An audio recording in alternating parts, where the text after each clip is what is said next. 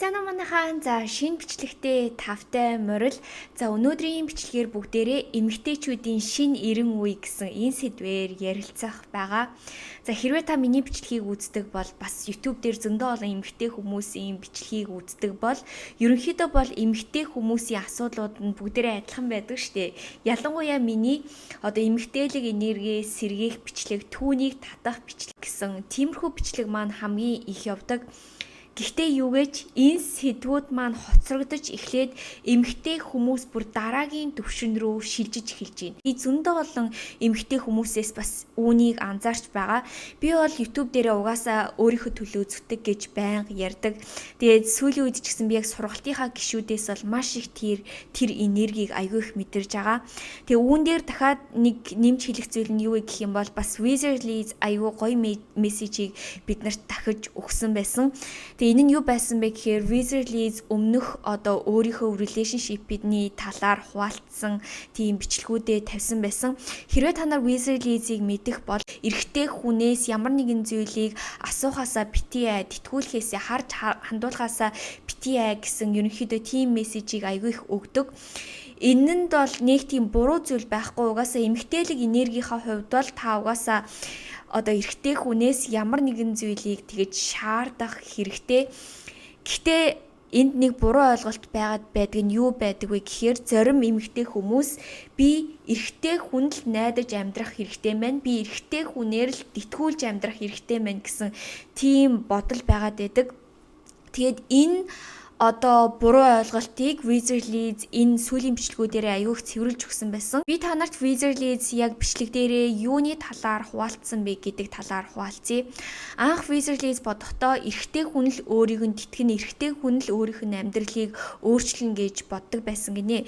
Тийм ч учраас анхны дайд залуу нь маш их мөнгөтэй залуу байсан. Тэгээд бага хэмжээнд ч гэсэн тусалж исэн гэсэн өөрт нь тэр үед өөрийнх нь санхүүгийн байдал, гэр бүлийнх нь асуудал үнэхээр хэцүү байсан учраас Wizardly-ийн хувьд ч гэсэн ерөнхийдөө бол өөр арга байгаагүй. Ерөнхий Wizardly-ийн мессеж нь юу байсан бэ гэхээр хизээж бити эрэгтэй хүнд найд. Яагаад гэвэл ямар ч мөнгөтэй баян хүн байсан гэсэн магадгүй чамд чиний дуртай зүхийг чинь авч өгч байж магадгүй. Гой газруудаар чамайг дагуулж авч явж байж магадгүй. Гэхдээ яг үннийг хэлэхэд чи өөрөө ядуу хിവэрэл байна. Тэгээд чи насан туршдаа тэр хүнд таалагдах гэж хичээж амьдрах хэрэгтэй. Тэгээд Wizardly-ийн хувьд энэ нь өөрт нь ч гэсэн айгүй хэцүү байсан гэсэн. Ягаад гэвэл өгсөн хэдэн мөнгөөр нь гоё харагдахын тулд гоё нүүрний будаг аваад ч юм уу гоё палаж өмсөөд тэгэл тэр мөнгө нь дуусчдаг. Тэгтээ яг Wizardly-ийн хувьд өөрөө ядуу мөнгөгүй хിവэрэл байсан. Чи баян хүнтэй үерхлээ, баян хүнтэй суулаа гэд чи баян болно гэсэн үг биш гэдэг энэ мессежийг эхлээд хүргэж байгаа. За хоёр дахь relationship-ээ юу гэж ярьсан бэ гэхээр энэ залуугийн хувьд юу өөр байсан бэ гэхээр хэдий өмнөх найз залуу шиг нь маш их мөнгө олдгүй байсан ч гэсэн айгүй тийм masculine энергитэй залуу байсан гинэ. Эмэгтэй хүнд гоё ханддаг, байрныхын төлбөрийг төлждөг те.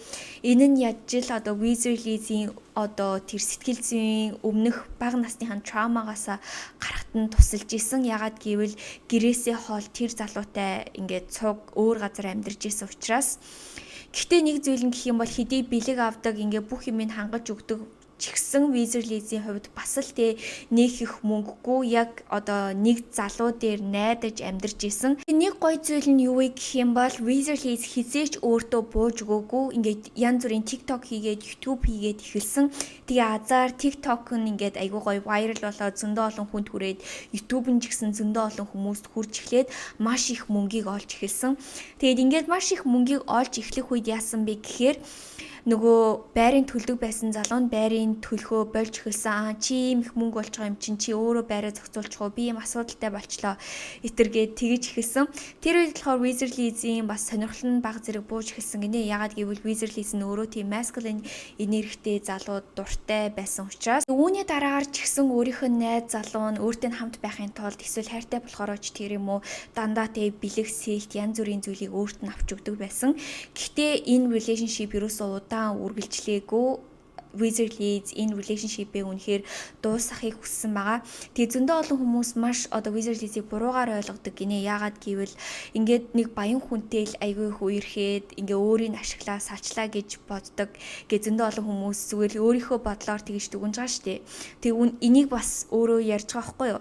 Яг үнийг хэлэхэд тэр залуу бол нэгдүгээрт ерөөсөө баян залуу байгаагүй. Хоёрдугаарт гэх юм бол энэ харилцаа нь тийм өгөө аваа нь яг тэнцүү харилцаа байсан гэх юм уу. Wizardly-ийн хувьд гэх юм бол тэр хүнд үнэхээр баярлж байгаа. Яагаад гэвэл тэр хүн өөрт нь хэцүү байхад тусалсан бас тодорхой хэмжээний хэцүү цаг хугацаанд нь өөрт нь айгүй тийм хань болж байсан. Гэхдээ тэр хүн ч гэсэн хэцүү байх үед Wizardly YouTube-ээс зөндөө олон мөнгө олоод бараг $30,000 ч одоо хэдэн төгрөг юм бэ? Маш их хэмжээний мөнгийг тэр хүн бас зээлтэй байхад нь өгчээсэн гэж тэгжсэн. Тийм болохоор одоо миний та нартай ойлгуулж хэлэх гээд байгаа зүйл юу вэ гэх юм бол бүх зүйлс өгөө аваатай байдаг. Хэрвээ одоо та залуу охтууд бол би мөнгөтэй хүнтэй үерхээл тэр хүн маань намайг ханганд итгэнэ гэж бодож байх юм бол үгүй чи ямар нэгэн байдлаар тэр хүнд эргүүлж нэг зүйлийг өгөх ёстой байдаг. Чи өөрийнхөө гоо сайхныг, чи өөрийнхөө биеийг, өөрийнхөө цагийг ямар нэгэн байдлаар тэр хүн чамаас ямар нэгэн зүйлийг хүсэж байгаа. Гэхдээ аль хэдийн ингээд нөгөө суугаад гэрэлцэн хүмүүсийн хувьд бол өөр, аль хэдийн тэр хүний эхнэр нь болоод хүүхдийг гаргаж өгөөд гэр бүлийг авч явж гин гэсэн үг нь өөрийнхөө энэ feminine энергиэрээ одоо ингээд солилцоо хийж гин гэсэн үг. Тэр хүн болохоор одоо masculine энерgiгээ тэр гэр бүлд өгч хахад та тэр гэр бүл эхнэр эмэгтэй хүнийхээ хувьд энэ эмэгтэйлэг энергиэрээ ингэж солилцоо хийж гинэ гэсэн үг. Харин синглтэй залуу охтуудын маань хувьд эсвэл найз залуутай за та нөхөртэй байсан ч хамаагүй ерөнхийдөө бол эмэгтэй хүмүүсийн ойлгох ёстой зүйл юу вэ гэх юм бол бид нар үргэлж ямар нэгэн зүйлийн төлөө тэмцээд эрэгтэй хүнд бүр ингэ 100% найдахгүйгээр өөрийн гэсэн карьер, өөрийн гэсэн зорилго, хүсэл мөрөөдөлтэй байх хэрэгтэй бөгөөд түүнийхээ төлөө тэмцэх хэрэгтэй. Wizardly бас энэ талаараа хуваалцж ирсэн. Ихэнх хүмүүс Wizardly-ийг хараад зүгээр нэг хідэн бичлэг хийгээд од олцсон гэж боддог бол яг үнийг хэлэхэд Wizardly зүгээр сусан өдөр ерөөсөө байгаагүй. Өдөр болгон уншаад, суралцаад хүмүүстэй яаж тусалж болох вэ? Яаж хүмүүст ямар зүйлийг хүргэж болох вэ? Яаж юу хийж болох вэ гэж үргэлж өөрийнхөө ингээд side hustle буюу ингээд ажлууд дээрээ анхаарч явж исэн. Миний хувьд ч гэсэн яг адилхан би үргэлж миний дотор маш том зүйл байгаа гэдгийг би мэддэг байсан. Өөрийнхөө хүрэх ёстой тэр зүйлийг ч гэсэн маш сайн мэддэг байсан. Тэгээ надад бас зөндөө олон хүмүүс хэлжсэн байхгүй юу? Чи өөрөө ингээл янз бүрийн эмэгтэй хүмүүст мессеж өгөөл эмэгтэйлэг энерги янз бүрийн талаар яриад байдаг мөртлөө чи өөрөө сингл штэ гэд хэлжсэн. Би яг 2 юм уу 3 жилийн өмнө бурхнаас юу гэж гуйж байсан гэж би 2-3 жилийг өөр хүнд зарцуулж үтсэн. Тэр хүнийг нэгдүгээр тавьж үтсэн. Хамаг сэтгэл зүрх энерги тэр хүнд зарцуулаад уйлж, инээж, бүх тэр өдрүүдийг өнгөрөөж үтсэн. Тэгээд надад ямар ч зүйлийг надад эргүүлж өгөөгүй. Тэгээ би яг бурханд яг ингэж хэлжсэн байхгүй юу? Миний амьдралд би өөрийнхөө хүсэл мөрөөдөлд хүрэхээс нааш хэнийг ч та миний амьдралд гаргаж ирээч гуйж ийн. Би зүгээр л амжилттай баймаар байна. Би зүгээр л өөрөөрөө бахархсан тэр мэдрэмжийг би авмаар байна гэж би бурханд яг залбирч хэлжсэн. Тэгсэн чинь яг миний бурхан залбирлыг сонссон юм шиг санагдаж байгаа. Одоогийн байдлаар би үнэхээр хүсэл мөрөөдлөө биелүүлээд явж байгаа. Зөндөө олон хүмүүст хүрээд явж байгаа. Түүнээс гадна бас өөрийнхөө бизнесийг ч гэсэн эхлүүлээд явж байгаа. Гэтэ хүн болгон байгаа зүсээ яг өөрийнхөө хүссэн амьдралыг өөрөө бүтээж чадна. Бүр тэр гайхалтай амьдралыг. Тэгээд түүнээс гадна та мэдээж бас хүссэн зүйл болгоноо өөрлөгөө татаж чадна. Тэгээд надад сүүлийн үед маш их тийм одоо мотивац өгч байгаа зүйл юу вэ гэх юм бол манай сургалтын хүмүүс бүр үнэхээр гайхалтай. Эхний удаад бол би зөвхөн хоолцсон сургалт явуулдаг байсан. Одоо айгүй их сэтгэлгээн дээр ажиллаж эхэлж байгаа. Тэгээд би сургалтынхаа хүмүүстэй бас ингээ ярилцаа явдаг байхгүй юу.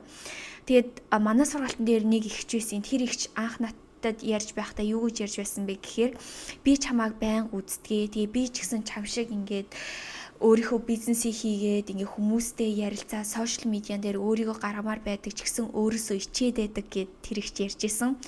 Тэгсэн чинь сургалтын дараа тэр ихч одоо яг бичлэгээ хийгээд бизнесийг эхлүүлсэн явж илээ. Тэгээд би бүх бичлэгүүдийг чинь харж байгаа. Өөрөөр чинь үнэхээр бахархаж байна. Тэгээ бас манай сургалтын дээр бүр 14 настай охин байдаг байхгүй юу, Хүслэн гээд.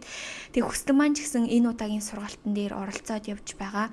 Тэгээ энэ удаагийн сургалтын дээр Хүслэн надад юу гэж хэлсэн бэ гэхээр би зөв хооллоод сурцсан, өөрийгөө хайрлаад сурцсан. Одоо би сэтгэлгээн дээрээ ажиллаад би өөрийнхөө мөрөөдлийн амьдралыг бүтээмээр байна. Дотоод хүнтэйгээ ажилламаар байна гэд бүр ингээ гайхалтай хүсэл мөрөөдлөө над руу бичээд одоо сургалтын дээр хамрагтаад өөрийнхөө төлөө тэмцээд маш идэвхтэй явж байгаа энэ охиныг хараад бол би зүгээр л үнэхээр их барахж байгаа. Тэгээ бас өөр зөндөө олон гайхалтай сурагчид маань байгаа. Дахиад нэг сурагч маань болохоор YouTube дээр хоолны одоо бичлэг хийдэг team сувагтай болохыг хүсдэг гэж тэгжсэн. Өөрөө хоолыг аягүй дуртай. Тэгэнгүүтээ групп дээр өөрийнхөө хоол хийсэн постуудыг байнга ингээ өдөр болгон оруулдаг байхгүй юу. Тэгсэн чинь постууд нь зүгээр л гайхалтай. Би бүр аль хэдийн тэр эмэгтэйгээс өөрийнх нь авьяас чадвар дотор нь нуугдсан байгаа зүйлийг олоод харцсан. Ингээд харахаар үнэхээр гайхалтай. Эмэгтэй хүмүүс үнэхээр өөрийнхөө төлөө тэмцдэг, өөрийнхөө төлөө үйлдэл хийдэг, үүнийгээ бий болгож чаддаг. Тэгээд манай сургалтын гишүүд ч гэсэн энэ бичлэгийг үзчихвэл би та нараар үнэхээр их бахархаж байна. Би зөндөө олон хүмүүсийг хаяад ярьсан байж магадгүй. Гэхдээ та нар үнэхээр бүгдээрээ гайхалтай. Та нарын мөрөөдөл ч гэсэн бүр үнэхээр гайхалтай. Яг үүнтэй адилхан та ч гэсэн өөрийгөө бүтээж чадна. Та ч гэсэн амьдралаа бүр оронгоор нь өөрчилж чадна. Ер нь бол ярих юм бол self care гэдэг зүйл бол таны амьдралыг тэр чигээр нь өөрчилж чадна. Та юун дээр ч хамаагүй өөр дээрээ л ажиллах хэрэгтэй. Зөвхөн өөрлөгөө хар, өөрийгөө өөрчилж ихэл та магадгүй өнөөдөр гаднаасаа нэг зүйлийг өөрчлөмөр санагдчихэж магадгүй, дотроосоо өөр дээрээ ажилламаар санагдчихэж магадгүй тий. Ном унших, дасгал хийх, өөр дээрээ ажиллах, эрүүл хооллох, бясалгал хийх гэдэг эдгээр бүх зүйлс нь нэмэгцээр байгаа л тий. Нэг л мэдхэд бүр тэр гайхалтай том зүйлийг бүтээж чаддаг. Үүнийг ч гэсэн би ойлгоод явж байгаа. Тэгээ миний сургалтын хувьд ч гэсэн одоо бүх зүйлийг ингээд нэгтгээд хүн болгонд заахыг хүсэж байгаа. Ягаад гэвэл алийн ч орхигдуулахгүй бүх зүйл нь чухал. Та гоё эмэгтэй байх хэрэгтэй, та өөртөө анхаарах хэрэгтэй, та гоё харагдах хэрэгтэй. Гэхдээ та дотоод хүнтэй, дотоод сэтгэлгээгээд эдгээр бүх зүйлээ ч гэсэн хизээж орхигдуулж болохгүй. Тэгээ сургалт маань ч гэсэн явагсаар л байгаа. Одоо 12 сарын сургалт маань эхэлнэ. Дараа жилээс ч гэсэн байнга ингээд явах болно. Тэгээ сургалт маань явах тусмаа бүр их баяжаад, бийжээд явж байгаа. Зөндөө олон мэдээллүүд ч гэсэн нэмэгдээд явж байгаа бөгөөд өдөр болгон би сургалтын дээр ажиллаж байгаа. Өдөр болгон янз бүрийн би шинжилгээ ухаан дээр суурилсан хэрэгтэй зүйлүүдийг нэмж байгаа. Мөн өөрийнхөө туршлага дээр ч гэсэн суурлаад бас өөрөө ч гэсэн зөндөө олон зүйлийг суралцах хичээж байгаа. Ягаад гэвэл би өөрөө суралцаж байж зөндөө олон хүмүүст энэ талаараа зааж чадна. Тэгээд цаг хугацаа явах тусам ч гэсэн би арай ухаалаг болж байгаа. Зөндөө олон зүйлийг ч гэсэн ухаарч ойлгож эхэлж байгаа. Та ч гэсэн яг үүнтэй адилхан өөртөөгөө тэмцэх хэрэгтэй. Үргэлж өөрийгөө хөгжүүлж, дэвшүүлэх хэрэгтэй. Та өөрийнхөө sugar daddy, та өөрийнхөө амьдралыг өөрчилж чадна. Та тэр хангалуун амьдралыг бүтээж чадна. За тэгээд өнөөдрийн бичлэгээр бүр аимшигтай замбраагүй ярьлаа. Дараагийн бичлэгээр дахиад уулзлаа. Түр баяртай. Тэгээд сургалтын дээр надтай уулзгаа бити мартаарай. Бай.